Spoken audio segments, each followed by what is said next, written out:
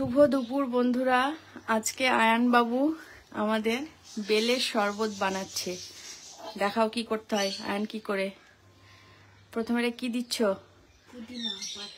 পুদিনা পাতা। আচ্ছা দাও পুদিনা পাতাটা। ঠিক আছে, তারপরে কি দিচ্ছ? লেবু।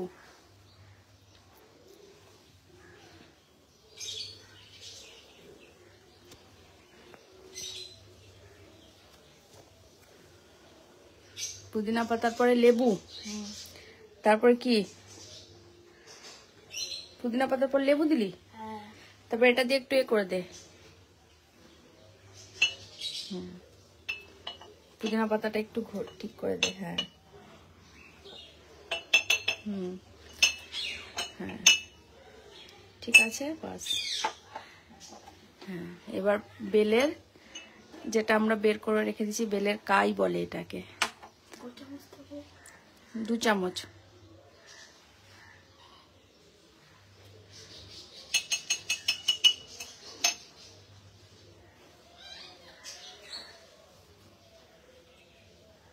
দেবো? আর একটু দাও।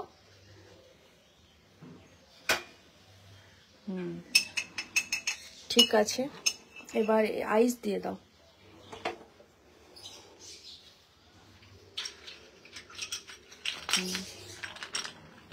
দাও আইস দাও, 4-5টা দাও। ঠিক আছে, আর দিতে হবে না। ঠিক আছে, এবার ওখান থেকে দাও, মিছরিটা দাও, মিছরি গুঁড়োটা দাও। 1 চামচ? এক নয়, 2 চামচ দেবে মিছরি গুঁড়ো। আয়ান তুমি আজকে কি বানাচ্ছ? বেলের শরবত। গরমে বেলের শরবত খুব ভালো লাগবে, পেটের পক্ষে খুব ভালো। এবার তুমি জল দাও। ঠিক আছে, রাখো না, আমি লাগিয়ে দেবো। জল দাও। আর একটু দাও।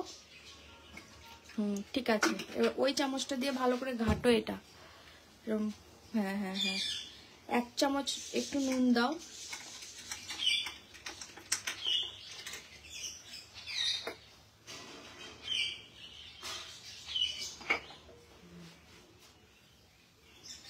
এটা কি ডিজাইনে নুন দেওয়া?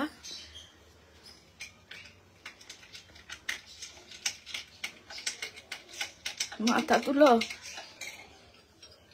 অত আইস দিতে হবে না। আইস গরমের দিন বলে অত আইস?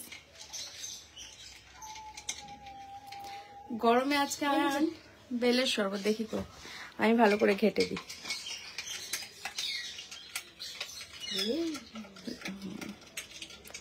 বাস, তুমি এবার একটু টেস্ট করে বলো কেমন হয়েছে। খাও, দেখো খেয়ে।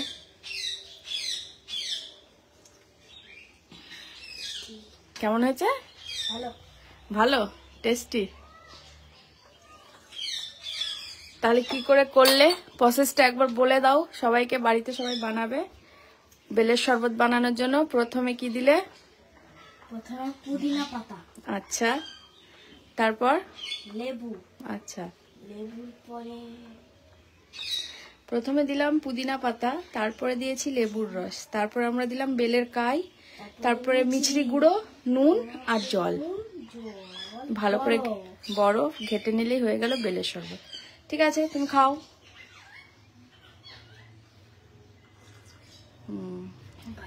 বাই।